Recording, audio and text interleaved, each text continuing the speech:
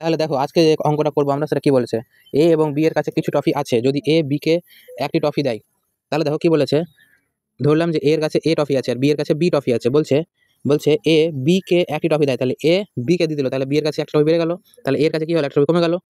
তাহলে দুজনের কাছে সমান সংখ্যক টফি থাকে, তার মানে এদের কি হয়ে যাবে, সমান হয়ে যাবে। তাহলে এখান থেকে আমরা কি পাবো, এ এদিকে আসলো, বি এদিকে আসলো, বি থেকে মাইনাস হয়ে গেল, ইকুয়াল টু -1 থেকে গিয়ে +1, তার মানে 2। এটা হয়ে গেল সমীকরণ নম্বর 1। এবার কি বলেছে, যদি বি এ কে এক ট্রফি দেয়, বলছে যদি বি এ কে দেয়, তার মানে এর কাছে বাড়ছে আর কি বি এর কাছে কমছে, টফি দেয়, তাহলে এ এর কাছে বি এর চেয়ে দ্বিগুণ টফি থাকে, তাহলে এ এর কাছে বি এর চেয়ে দ্বিগুণ, তার মানে এ এর কাছে দ্বিগুণ থাকে, তার মানে বি এর দ্বিগুণ।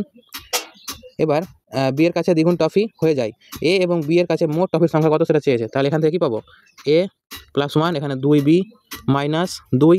এবার এ থাকলো -2b এদিকে আসলো, আর 1টা ওদিকে গিয়ে মাইনাস হয়ে গেল, তার মানে -3। এটা হয়ে গেল কি 2 নম্বর সমীকরণ। এবার 1 আর 2 নম্বর সমীকরণকে আমি যদি যুক্ত করি তাহলে কি পাবো, a - b ইকুয়াল টু +2।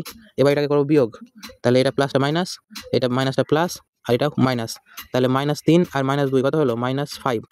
এবার এ আর এ কেটে গেল, তাহলে কত, মাইনাস দুটা বি থেকে একটা বি বাদ, মানে -b। তাহলে এখান থেকে কি পেলাম, যে বি এরই মান হচ্ছে কত, 5। তাহলে বি এর মান যদি 5 হয়, তাহলে আমরা কি জানতাম, এখানে আমি মান বসিয়ে দেবো, তাহলে কি বি এর মান হচ্ছে 5 আর এ এর মান জানি না, সমান 2। তাহলে এখান থেকে আমি কি পেয়ে যাবো, এখান থেকে পাবো হচ্ছে আমি এ এর মান হচ্ছে কত, 5 দিকে গিয়ে 7, তাহলে এ এর মান হয়ে গেল কি 7। এবার বলেছে এ এর মান হচ্ছে আর বি এর মানের যোগফল চেয়েছে, তার মানে 5 আর 7 ইকুয়াল টু 12 হয়ে গেল কি আমার অ্যান্সার। বুঝতে পেরেছি? এবার এটা অঙ্ক যদি আমরা বুঝতে পেরে গিয়ে থাকি, তাহলে স্ক্রিনে যেটা অঙ্ক দেখতে পাচ্ছি সেটা হচ্ছে আমাদের কি হোমওয়ার্ক। এই অঙ্কটা করে নিচে কমেন্ট করো।